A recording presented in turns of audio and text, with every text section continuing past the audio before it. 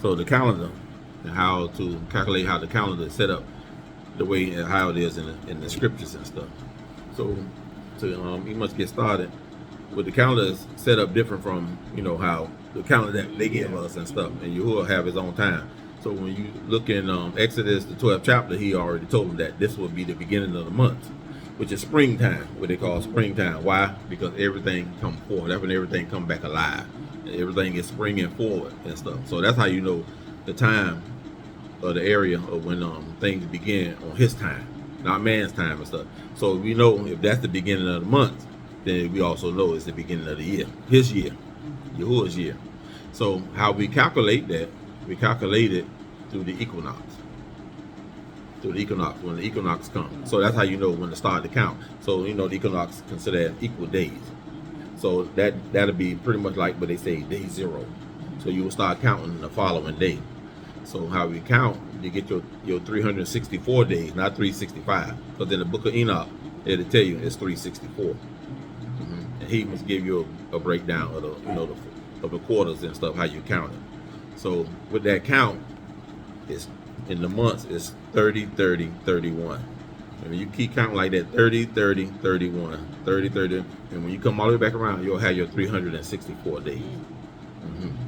So we're going to, matter of fact, if you have a calendar now, y'all don't have no calendar, I'm going to say, if you had a calendar now, I can show you can walk through it, and show you how it go. But it would be like this, say you, just say like how you wrote it down, right? If you was to do that now, and just write 30 days, 30 days, so your first 30 days would be 1 month, your next 30 days would be the second month, and then your third would be your third month. But except that third one would be what? 31. Right. So if you do that and you count it, then you count all that, it'll come up to 364. And so that 30, one, 30, 31, 30, right? Yeah, because that one is gonna make the difference. That's gonna give you the 4. And that's how you get your 364 and stuff. Now, with a lot of issues that we've been having throughout the growth since people been waking up and stuff is the moon. Now, see, we got to remember in Genesis, he gave us all these for what? In Genesis, times and seasons. So you had what? You had the star, the moon, and the sun.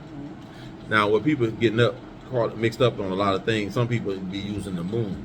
But when we read in the book of Jubilee, I think it is the second, it say if you use the moon for the feast days, you're going to be 10 days off. Yeah. That's going to take you, it's going to move you off. So in other words, the moon got its purpose, the stars got its purpose, and the sun got its purpose. So the sun, which is giving you the 364, the moon going to give you what? 354. But that's the 10 days difference and stuff, because it has a cycle like the woman, like 28 days. See, so that's what you start to catch these things, how Yahuwah set stuff up. It has that same cycle. And then the stars give you, I think it's 360. So it's in between them two. It give you like 360. 360 or 350, one of them. So each one got his own time. So now we do have things that the moon that we use for in those 354. So it's a difference between month in the moon. So what they did in the Hebrew, the other people, what they did, they end up putting using one word for two things, for month and moon. But moon have his own Hebrew word, and month have his own. So when you're dealing with month, it'll say Kodesh, Kudush, Kodesh. It's almost close to saying holy.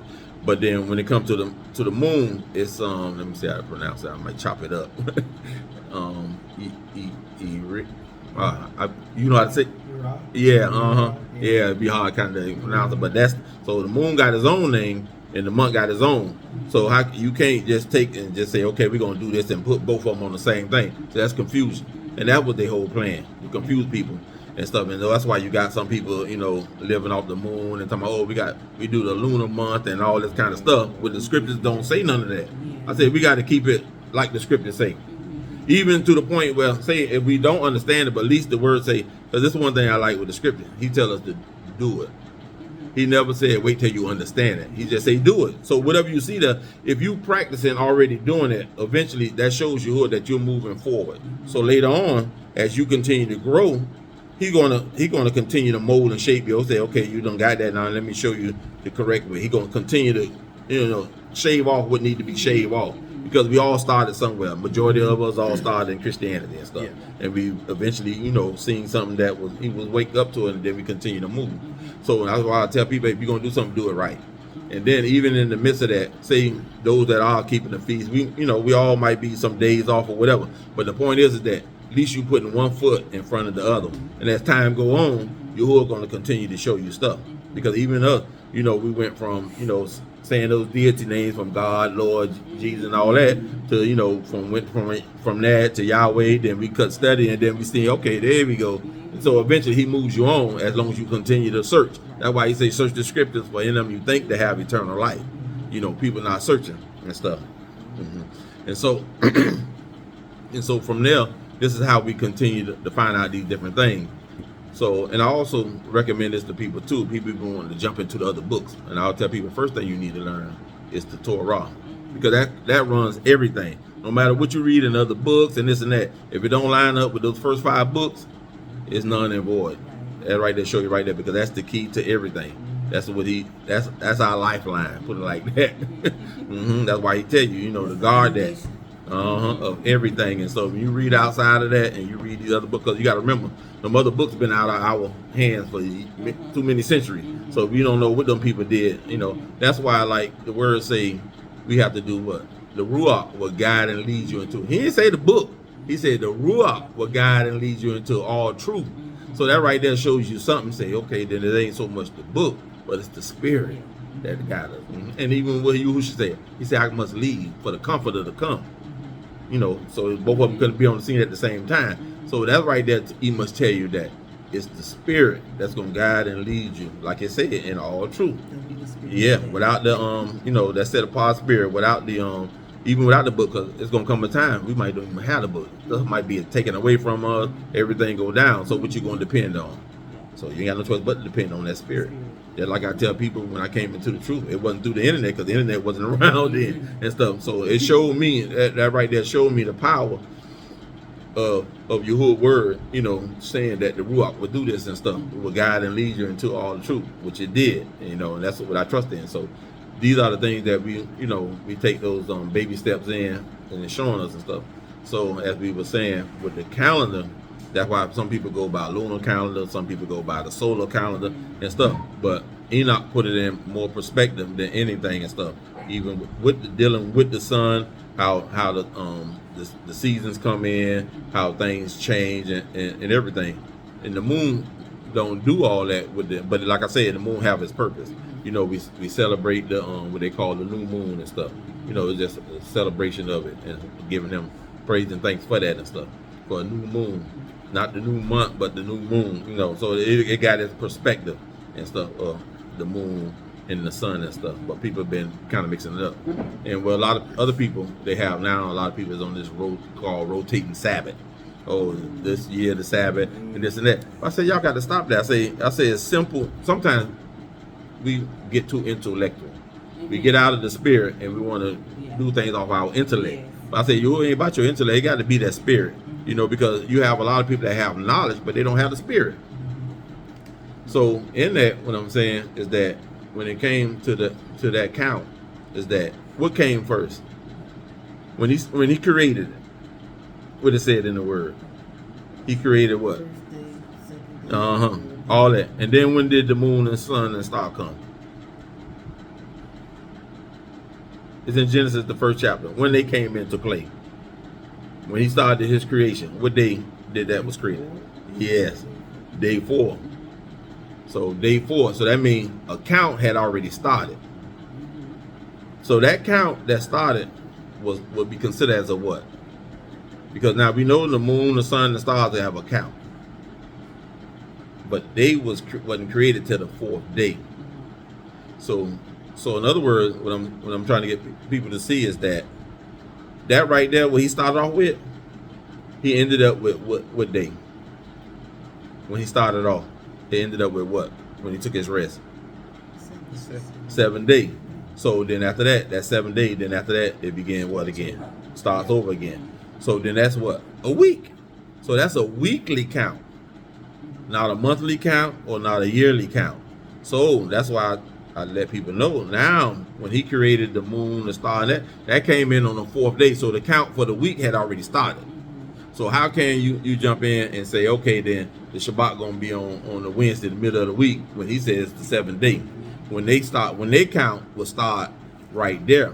But that would be a yearly count. So the weekly count and a yearly count is different. You got 7 days for the week. But when he created the sun, the moon, star, now you got those yearly count for them. The sun got his yearly 364, the moon got his 354, and then the stars got their 360 or 350. So we see right here, they all got their own yearly count, but which they started in the middle of the week. So that right there shows you everything. And that's how, the middle of the week we know as what they call Wednesday, but it would be the 4th day. We use the day number, the numbers, because then he was just dealing with numbers. He didn't have, matter of fact, Yahuwah didn't have names on the days of the week or the months of the year and stuff. They was all just numbers. See, but you see what man did when they put the name on there, that messed everything up. You just finna say something? Go ahead. No, I read something about that. How Monday, Tuesday, they got the name after the deities. Exactly, the deities. Yeah. I read that somewhere. So this the thing that's been going on, and people debating over this and that, which it shouldn't be no big thing. It's just simple. That's why he must tell whoever teach the word, the teachers and stuff that he put forth. He say, make my word plain. To make it plain, where anybody can understand, even a child. But people, society is too educated and stuff, and too fancy. And they want to make it where everybody will have to look up to them because the words you use and they don't understand it. Say no. He said, how if you do that, then they would never be on the side of you to help you out on your journey. I want everybody to be right there where I'm at and stuff, to know the same thing that I know, but we can have each other back.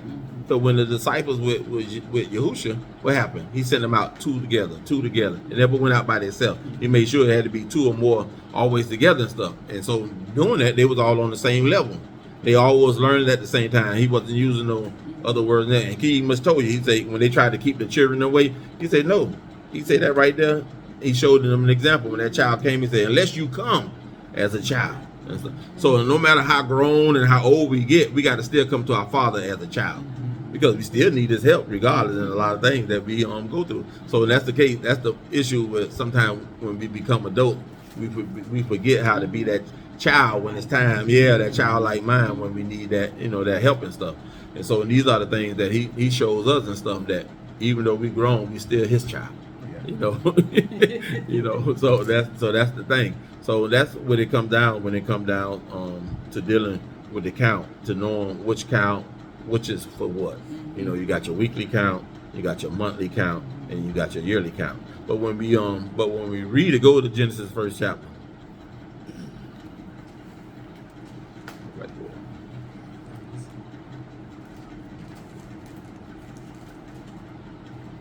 Go. Everybody get there.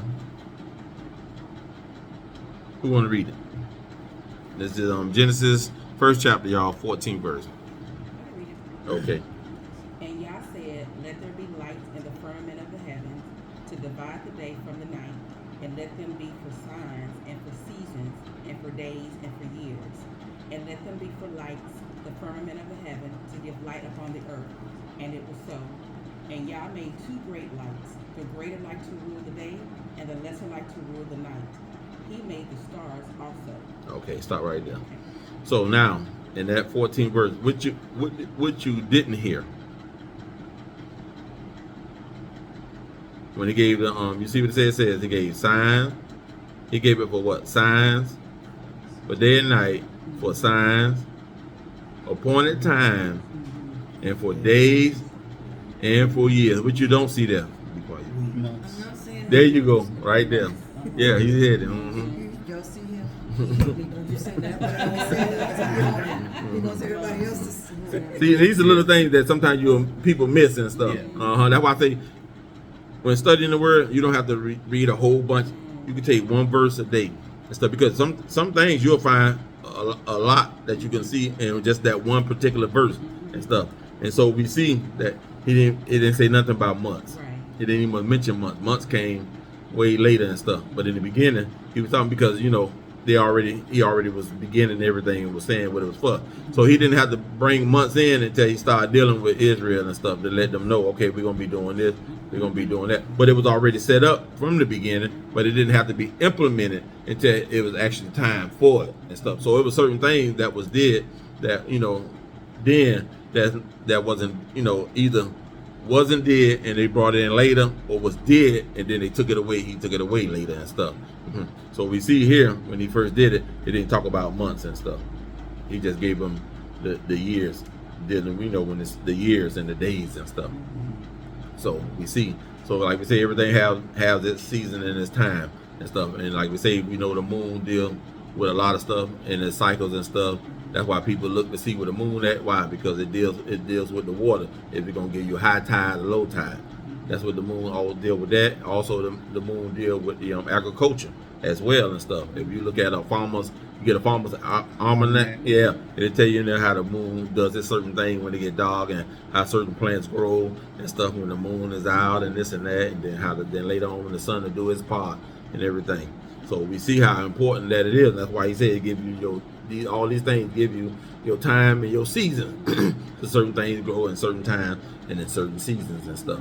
And so now this is how we start to see the different counts and everything. And while people get confused, I don't understand, because it's simple right there. I mean, if he tell you he already on the 4th day, so that means count already started. So you can't just jump in. So that don't mean that the sun, because it's the greater light, that it just overrides that first count. No, it can't. You can't do that. It starts its own count from the middle of the week. That's when it starts. It's 30, 30, 31, and so on and stuff. And it's always open discussion, y'all. Any questions or whatever? You even got to ask a question if you want to relay or speak on something as we go on. I've been through all the calendars. It felt like whenever we were doing Truth, I had the pleasure of going up to my job saying, "Hey, I know it sounds crazy, but my Sabbath is on Wednesday this week. Next month it'll be on Thursday, maybe Friday. I don't know." But yeah, so we went through that. But when you said Enoch, that chart came to my mind where it's like 30, 30, 30. That made the most sense. Yeah. See, and the thing about people don't realize about Enoch had, in other words, like what we holding out, Yahuwah gave Enoch everything. Even in the book of Enoch, the Revelation, the Revelation what we read with John is just the confirmation. But he had already gave Enoch revelation back then. It wasn't called revelation. We ain't given. It wasn't no name for it. But when you read it, you'll see it. Hey, I seen this somewhere before, and it was in the book of Revelation with John. It was just he bringing it back up again to let people see. Hey, it's time. It was a big spread of time since then. So a lot of the books that Enoch had, was passed. Really, it was passed on with Juph. I think it's in the book of Jubilee. The books that Enoch had wrote, they was all kept. He kept them, and they got passed on from generation, from his child to the next child to the next. So it went down that line, dealing with Methuselah and all them, all the way till Noah kept it, and then after that they passed through, and then it ended up with Abraham. But you'll see that in the book of Jubilee. I think it was written in there when the books was brought over to him, and then that's when because at the time before he mixed the language up, the language was all Hebrew, what they call Hebrew today. It was all that was the one language. So when it got to Abraham, that's when Yahuwah put it back in him to be able to speak the language, so he could understand the books that Enoch had wrote, because they was all written in Hebrew. So, but he had them, but he could. All those generations, when Yahuwah took away the languages and mixed them up, they couldn't read it, but he kept it. But he kept it preserved and stuff, and so it tells a story how he put that language back in him, so he can be able to read that particular language, even though he was already speaking a different language at the time. But yeah, So dealing with that, with the count, so that's how you know to do it. Pull it up.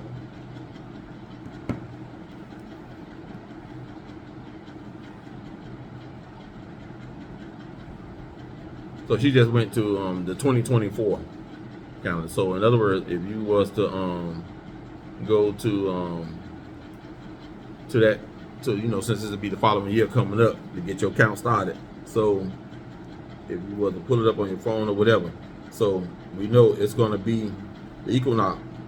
It's going to end up on the 19th at sundown. Now that's the key thing. The day begins at sundown. So Shabbat started yesterday at sundown. So every day, that's why you are in the beginning. It says what? What came first? In the beginning in Genesis. Right. It said evening. It was darkness first. Then it was light. So each time he said evening and morning was the first day. Then evening and morning was the second day. So he let us know what day, when the day started off. Mm-hmm. So when you look up the equinox, it's going to end up being on the 19th at 8:05, which is already sundown. So that means, so from the 19th to the 20th of sundown, that's what you would call, it would be an equal day. In other words, time is everything is just equal. So you don't count that. It'd be like day 0. No, even though 0 ain't really a number. But that day you won't count. So in other words, day 1 would count at sundown on the 20th. And then we know the 20th, that which would be the night part, and then the 21st would be the day part. So normally, not confuse people, even though we'll put day 1 on the day part of 21, but we know that it started on the evening of the 20th, but we do it like that because you still got part of that day, so it won't confuse people. So then that means day 1 will be on the 21st. So then from the 21st, you'll say 1, 2, 3, like that, all the way till you get to 30. Then you can say, okay, now you know this is the first month of the Bible month. You can put that down, on your notes, that way you'll remember. And then you'll start again, counting, 1/3, wherever that 30 end at, then the next day will be 1, and so on and stuff. And that's how you'll keep counting. And then the third one, it'll be count to 31. Then that's the 3rd month. And then that's how you'll know how to keep up with the feast days. So in other words, if this is the beginning of the count, right here, the 21st, then you'll say, that's 1, 2, 3, 4, 5, 6, 7, 8, 9, 10, 11, 12, 13, 14. So 14, which would be what? April 3rd. Would be the Passover, which would actually begin sundown on the 2nd. But this is just to be the day part of it. See, that's how you do it. And then the 15th will be unleavened bread, which would be the next day, which would be the 4th, which will begin sundown on the 3rd.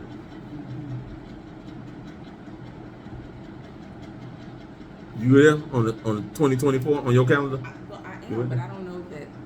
Okay, I think I'm still lost with the whole. No problem. Go ahead. Take your time. The equinox is where is what confused me. Oh, okay. Matter of fact. So we're on 2024. I thought I had sent that over to you in the equinox. You sent. Did I send the equinox over to you? I just sent you what the feast days was. Yeah, the feast days. Okay, let me send the equinox.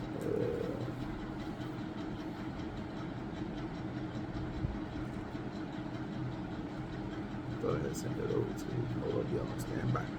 Let's go to Leviticus. Oh, before we go, you understand it now? If not, ask questions. Yeah, I'm still. Ask it. Yeah. Ask it still. So.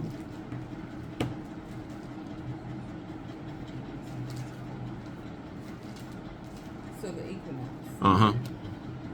So this, I'm reading what you said. This all days start evening sundown, an indicated day, and the end of the evening sundown the following day. So the equinox. Am I saying it right? Okay. So that is what exactly? Is that a day? Yeah, it's the what you would call. You said when everything is equal. Yeah, the day is equal. In other words, They call it 0, day 0, because there's no such thing as day 0. Zero. So the equinox is when we're going to start a count. No, we started after the equinox. After the equinox. Because the equinox make it was equal days. Right. So The day is equal. Right, it's even. Okay. Like it's the same day, the equinox. And then you go to 21, and then you start counting 1, 2, 3, 4. So why did you say 21? Because that day is equal. It doesn't. When it's equal, that means it's like 0. It is how you can put it. 0 is what? 0 and 0 is nothing. Yeah. Right, yeah, like that. So that's why you don't count it, because it's not a day to count, because everything become like just like one, just together. And then the next day, that's when the time start, like moving again and stuff. That's why that day that's why they call it the equal knot.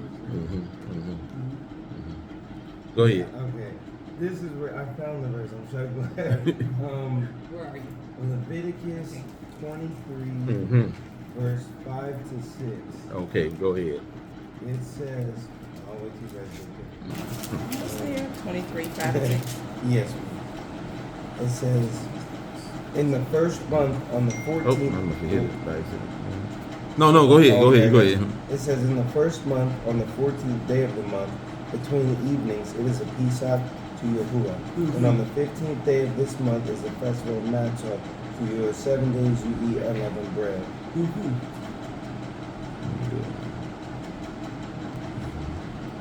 What verse you at now?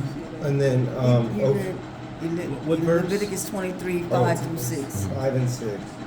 5 and 6. Okay. Verse 5 and 6. And then, You're on chapter 23, right? yes. Leviticus. Chapter 23, Yeah, 23.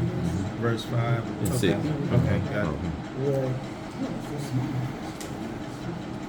On the 14th day of the first month. Yeah, he read 5 and 6. Okay, that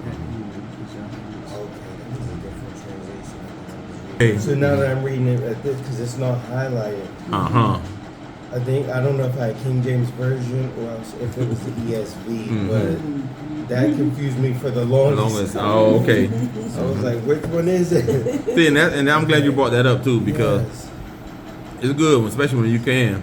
You can compare different versions and stuff of scripture and stuff to see, because a lot of stuff they changed, and a lot of stuff they've been taken out. And I always tell people, if you find some of the older books, older scriptures and stuff, you'll see a lot of stuff there. And then when you look at some of the new ones, you'll be like, hey, this ain't here no more. What's going on? A lot of people don't be knowing. And that's what mess a lot of people up and stuff. Even with the app we have, My Sword. And on My Sword, that particular app, it has it where you can, what they call it, I think it's over here. My Sword. My sword. Yeah, it's called My Sword. And on there you can do You have to go to, like when you click on a certain you got to go to the website and pull the app from their website. So you go to mysword.com and then you can download the app from there. I think you can check it and see. And so right there they have a thing called let me find it, compare.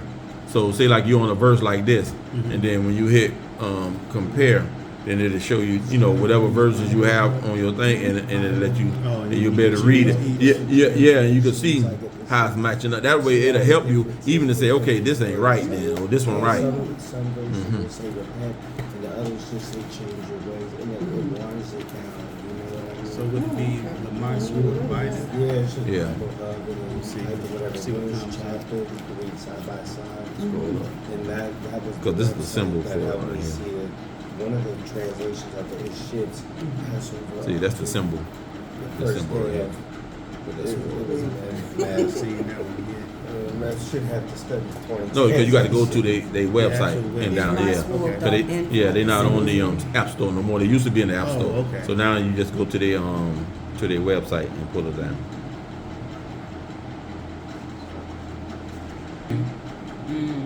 with the 14 Yeah. is the Basar.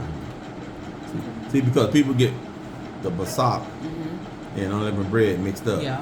Because they back-to-back days and stuff. Basak is the basak and unleavened bread is unleavened bread. Yeah, basak, yeah, the Passover and stuff.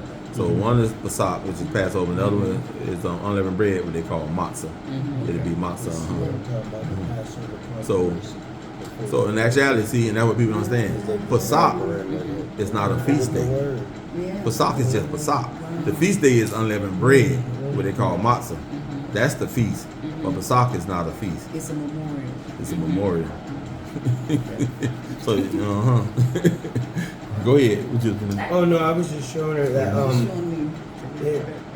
how that somebody's like speaking on the Passover controversy 14th or 15th, just because they didn't mess with the word so bad. Yeah. that we can't read it in its purest form. Right. Yeah, you just make sense. Yeah, I'm taking everything for everything. Oh no, we can say that. Oh. So, any questions on that? Yeah. Still talking about the. We're still asking about Oh, about the You said equal. equinox. the equinox. Yeah. Now I'm trying to download this. Yeah, that's it.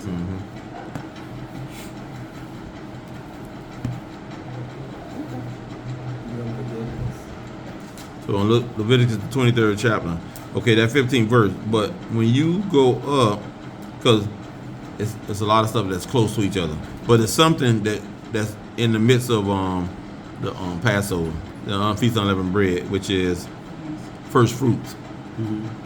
See, a lot of people misses out on first fruit, and you see right here, that's verse 10. Okay.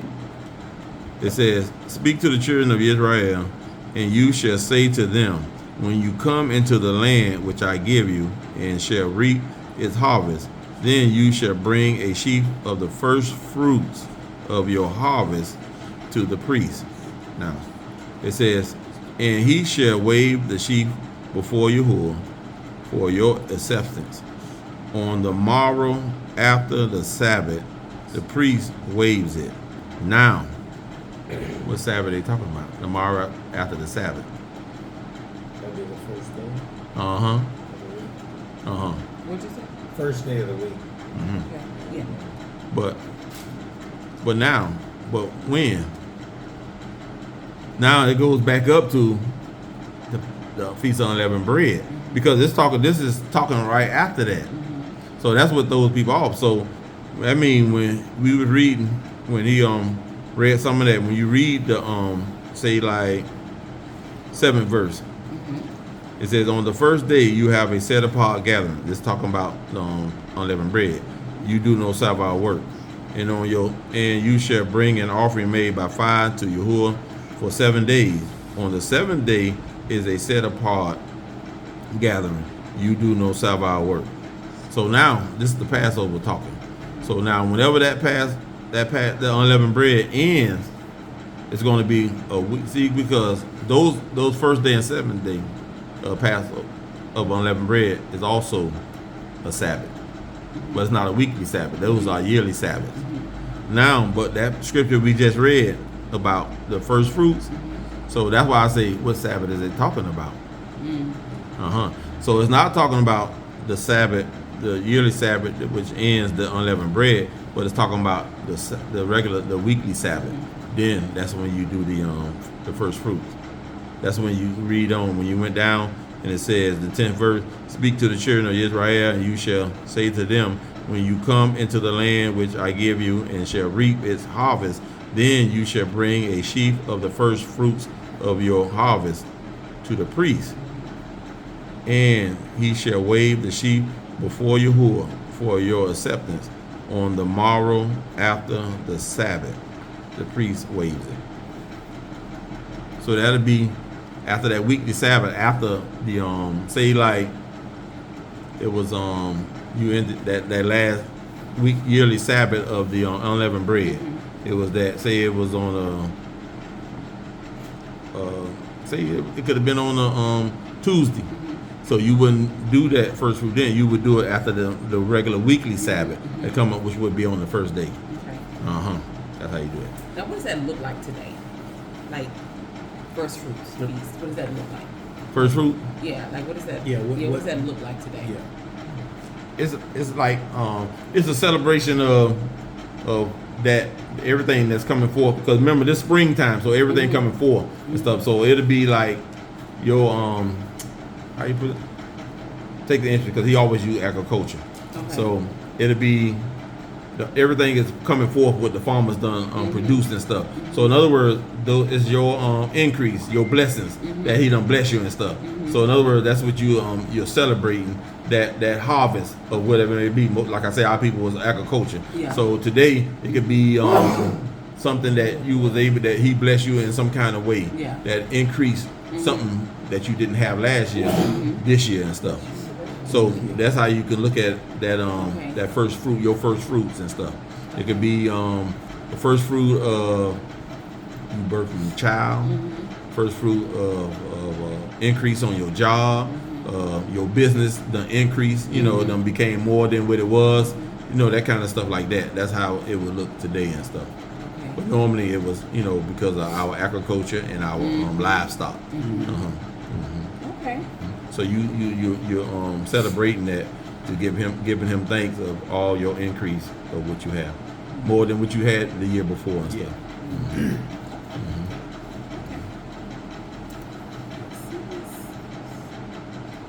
Now Explaining that. Now after that, Okay. you start your count. After that, so matter of fact, you start that count on that same day, because when the feast, when the regular unleavened bread ends, and the feast getting ready to come in, this Sabbath, that weekly Sabbath, well, you're gonna also start your count in order to go into what we was talking about, the Feast of Weeks, when you count 50 days. See, they call it Pentecost. Pentecost is Greek for 50, the number 50 and stuff. And that's when you're gonna start that count, 50 days. That's why I say that day. It never, you know, when you read all other scriptures, it'll give you set days for all the other feast days, but that one particular one, you just count after that. 50 days when the After- first fruit starts. Yes, 50 days from the first fruit. You're right, because that's after that's after unleavened bread, which you start your count the Sabbath after, which will be the count you start that day of first fruits, and it adds up too because it's first fruits. Now it's the beginning of something, so you count because you have 2 harvests coming in. You got wheat and you got barley, and they come in twice. They come in at the beginning, of the spring, and they come in again during that 50 days. Another harvest of that come through and stuff. Okay. Now throw a little secret into that and stuff. We know that's the day also, that's why they call it Pentecost. That's the day when the Ruach fell. Now, there's something connected with that. Actually, that's the time in that month that Yahushua was born. But you have to know that by knowing the Hebrew calendar count, which is in Luke. It's in Luke. But that's another study, but it's in Luke. And if you know the Hebrew calendar count, you'll see that he was born during that time. He wasn't born Christmas, what they call Christmas. Right. Matter of fact, his cousin Yehukanan, what they call John, was born during that time, but he was born 6 months before him. Lies, they tell us. About the Day of Atonement. I was trying to find it because I thought that it was either Passover or the Feast of Unleavened Bread that specifically started at evening time. But because I've heard this before, Day of Atonement, why is it specifically instructed to start at sundown to sundown? If that's the day, like every day is just, their day starts sundown, the next day it's sundown. Why is Day of Atonement specifically instructed to do it like the regular day, I guess? That was something that was... Evening to evening. Yeah, that was confused, because like, if it's not already the ordinary, why make that instruction for that specific day? Probably, well, at this time when he was giving them the instruction for the feast, they was, by them just coming back out and then going out into the wilderness, they was learning what they had done lost, because before they came out of Mizraim, they had lost a lot of their stuff, and so they had to be, those that was born in Mizraim and came out to the wilderness, they had to be taught all over again because they had done lost all that stuff. That's why. Another day, who is it wrote to? Not just for us, but who is it wrote to? So in context, that makes absolutely right. So everything. One thing we have to remember: the scriptures was written to a certain people, our ancestors. It was written to them, and so that's what people have to understand, that this wasn't written to the world. The instruction wasn't given to the world. It was given directly to us. So it's certain stuff that, why we have to, we understand that a lot of other people won't understand and stuff, or why this have to be did. because he was talking to a certain group of people. Even in Amos, the 3rd chapter, he said, "No other nation have I known but you. So that's why I punish you." That's why we got punished, because he gave us the rules. It's like your children. You get them rules. You tell them don't let nobody in the house. You go and they got their friends in the house. Who gonna get punished? The friends or them? They gonna get punished. And so it's the same, the same concept and stuff. And that's why these certain things have to be, was being taught to our people specifically and stuff. It wasn't that nobody else can't be a part of this family, but in order for other people to be a part of the family itself have to be right. We got to be right. Yeah, we can't bring nobody into a dirty house and stuff. So that was the whole key thing of him getting us right. Before we can become that priestly nation to go out and show the rest of the world how we're supposed to be. And that's why the world is in a mess now, because of us. It just reminds me how in Exodus. That's why we all got to come back together. Yeah. And do this with. I tell you, when we all come back together, man, He's like, I'm Yahuwah, we will be powerful. He has to repeat that so that they get it.